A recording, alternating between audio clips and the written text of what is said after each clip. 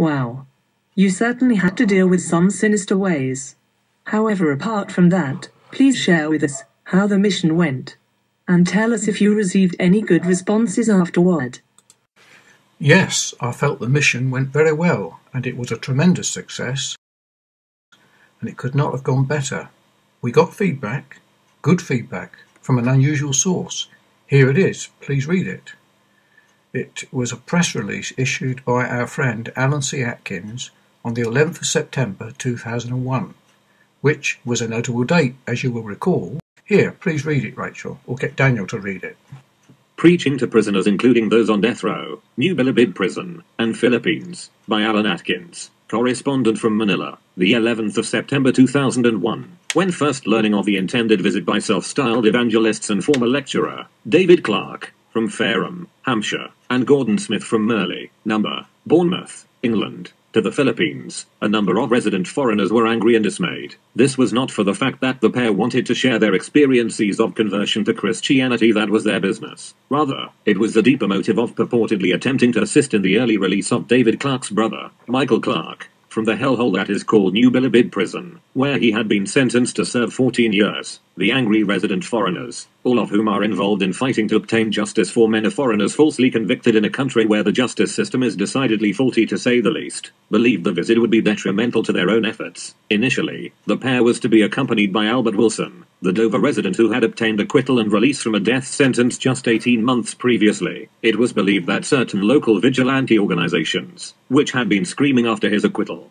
would have drawn adverse publicity, which would have hampered the efforts of the locals. German, Harry Just, and Britain, Alan Atkins, had dispatched angry missives to David Clark stating that they both could not see just what good the mission would achieve. Both believed that it would set the cases of incarcerated foreigners back, as living here for many years, they fully understood the Philippine psyche. Vocal criticism by foreigners would lead to the Filipino authorities digging in their heels, just to show whose country it really was. David Clark, in particular, had a genuine reason to visit. There is little doubt that his brother, Michael Clark, convicted of running tours for pedophiles, was cleverly encouraged to make a silly, facetious remark while being secretly filmed by a British television company needing sensationalism. The self-styled pedophile-busting priest, Father Shea Cullen, gleefully seized upon the case. Cullen, who has a huge property overlooking Subic Bay, obtains millions from donations to support his children's home, which, incidentally, only contains between 26 and 36 children at any one time. Michael Clark is only one of the high-profile convictions he has obtained against alleged foreign pedophiles. Each conviction is accompanied by fanfare overseas, mainly in Germany and Italy, and results in a massive inflow of cash. Many of these convictions are being questioned. The nemesis of Cullen is German national, Harry Just, whose Filipino wife owns a small restaurant on a local beach. Just initially battled Cullen over the conviction of what Cullen claimed to be the first foreign pedophile to be jailed, Australian Victor Fitzgerald. Over the years, Just has worked to get the appeal granted. Just last week, Fitzgerald, after 8 long years, was released on bail with a retrial ordered. Fitzgerald's accuser, who was then only 13 years old, but is now 21, issued an affidavit 3 years ago. It is a horror story. She tells how she, and 2 other girls whose cases against Fitzgerald were dismissed for lack of merit, were kept prisoner in Cullen's children's home and continually coached in the evidence they would present and how to act hysterical while in front of the judge, etc. How she and one of the other girls escaped and went to the Olongapo mayor's office, but Cullen had warrants of arrest issued and they were forced back to the home. She gave many more detailed events of coercion and admitted that her evidence was all lies, given under the threat of never being released from the home. In an unusual move, the local bishop and 21 priests appealed to the Court of Appeals stating that they believed that Father Cullen's methods were questionable. For his troubles, Harry Just has been the victim of vicious attacks both in the press and on internet from Cullen, who has labeled him the leader of a pedophile protection ring. Other cases have emerged, and local observers are now saying, when is a pedophile not a pedophile? When he is convicted by Shea Cullen. It is interesting to note that a Scottish MP has nominated Father Shea Cullen for the Nobel Prize. The Fitzgerald retrial may well decide him to withdraw this nomination. Quickly, David Clark, learning some of this, had every right to visit the Philippines and assist his brother. Michael Clark, now claimed to have also been reborn, was being baptized in an oil drum in the prison yard. David Clark, before arriving, did make one concession to local fears. Discussions dissuaded Albert Wilson from visiting with him, So one problem was out of the way. David Clark and Gordon Smith duly arrived and met with their Philippine hosts and coordinators to begin a massive program of preaching, not just in Bilibid prison, including to prisoners on death row, but also in various areas within reach of Manila, including the cities that used to host the huge US bases, Angeles City and Olongapo City. In these places, they not only preached in various nonconformist churches, but inside the jails. To the amazement of their local critics, they achieved an amazing success, especially in the prisons. Literally hundreds of prisoners expressed that they wanted to learn more about the gospel and themselves be saved. The religious will say this is a miracle. To the cynical, analysis tends to indicate just how big a failure the Catholic Church has been in the Philippines. In the Philippines, well over 80% claim to be Catholic.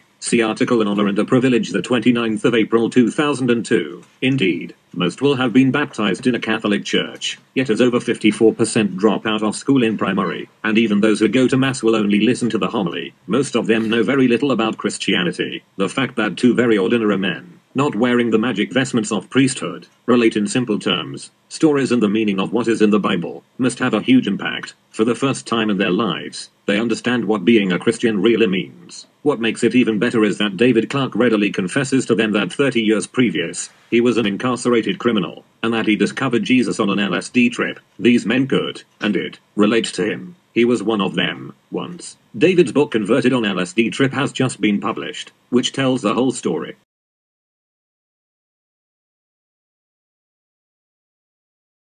The critics have been silenced and instead applaud. Both David Clark and Gordon Smith carried out their mission with dignity and respect for the Philippine people, and in fact, had proved to be a credit to the British people. Positive results have been achieved. They have suggested a scheme where prisoners can enter the ministry and preach in other prisons. This is under consideration. If their scheme is adopted and prevents recidivism, then their mission will indeed have been worthwhile. Alan Atkins, the 11th of September 2001. Well, David, what a commendation. However, let us go on, as I wish you to tell me about the revolt that took place in New Bilibid prison in 2003, and the subsequent opposition that you experienced afterwards. Yes, okay. It is important for me to tell you because it was this opposition that led to us being discredited as Christian workers. And as a result, my colleagues in the UK, when they heard the bad news and bad feedback from the New Bilibid prison, this led them to forsake us, and they resigned from Trojan Horse on their return to the UK in January 2003.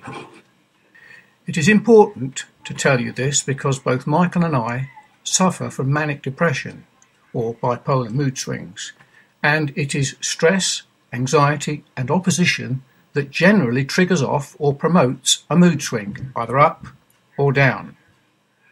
I'm of the opinion that it was this opposition, coupled with my sad separation from my wife in the UK, which had lasted for 5 years, that affected me, and also the opposition affected Michael. Michael, who fell into depression afterwards, which eventually led to his death through tuberculosis. I then wrote all about this revolt in the Daily Diary of Trojan Horse, published it as Before the Cock Crows in 2003 in the Philippines. And this was circulated throughout the whole of New Bilibid prison, where there are 12 gang leaders, and each one was given a personal copy of this book, along with the elders of MBPCC, who rose up against us. I too fell into a deep, unfathomable pit of depression just 5 months after Michael's death in October 2005, and all our work seemed to come to nothing. I was to remain in this state of death for a period of 5 years until the end of 2010, during which time our mission work remained dormant in the Philippines and the UK. And it so happened that had Michael lived and served his full sentence, or 16-year sentence, he would have been released at that time. When I received notice of my redundancy for MTS in 2010, I was feeling much better and was able to rise out of my death, so to speak, in order to write Michael's story. Are you able to tell us about the opposition you experienced in New Bilibid prison, or should we leave it till the next interview? Well, yes, of course, I can tell you. However, I have written about it and published it in my 4th book, entitled Before the Cock Crows, which is a must-read for those interested in the theological and practical religious errors of those religious groups in New Bilibid prison who opposed us. It was due to these errors that led the opposition that we experienced. So David, now let us get to the matter of your crimes and what you did. Because to hear about it sounds awful, and no doubt your friends may well be embarrassed. Okay. When I decided to write Michael's story, I realised I needed his past criminal record, and I believed that this story needed to be told. I needed a full account of his past record, and all I could do was to get it from the police. There was no other way, and is no other way. I've even written to my MP Mark Holden to look into this matter. The story is very important and could be a great help to many people. I have much to say about all our work, and I have a lot of unfinished business to do, not only in the Philippines, but also the UK. So the truth about our mission needs to be told, and all my friends need to read the account. Please, my friends and family that read this, please read our story.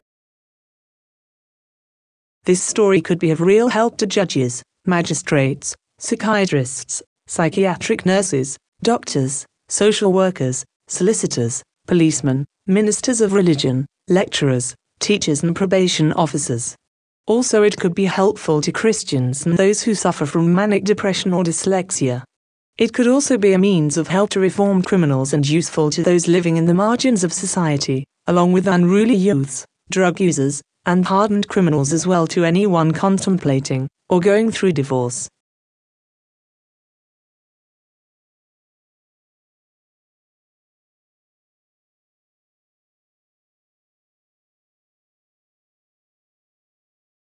Well, David, your story is truly remarkable and worth telling. Your son has asked the question, was my dad really converted on an LSD trip? It really is a story of a brother's odyssey of crime, manic depression and Christ. What do you wish to become of this story, now that it is told? Well, that's a good question, and I will give you my answer. The epitaph on Michael's tomb says the following: Michael John Clark, born September 27, 1946, died May 27, 2005, 58 years old. The first Trojan warrior, inmate, New Bilibid prison. He being dead, yet speaketh, which is a quote. It is saying that the blood of Christ speaks better things than the blood of Abel. Abel was murdered by his brother Cain, and his blood cries from the ground, vengeance. But the blood of Christ cries peace, which is better than vengeance. I know Michael forgave Shay Cullen and told him so. However, there are some who want vengeance, and I believe many want justice.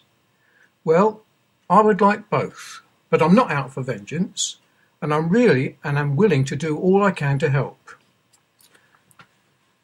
Alan Atkins has just said that he really hopes that there is a God. He says this because it appears that this evil bastard, Shay Cullen, will not be punished in this life. I hope that many people will hear Michael's story and listen to the message that was brought to you by this Trojan horse. Then our plight will not have been in vain. Michael now is a captive set free, and I am out for neither vengeance or evil, but rather the good of all. Let all who hear this testimony contact me in the UK. David Clark, 27th of October, 2011.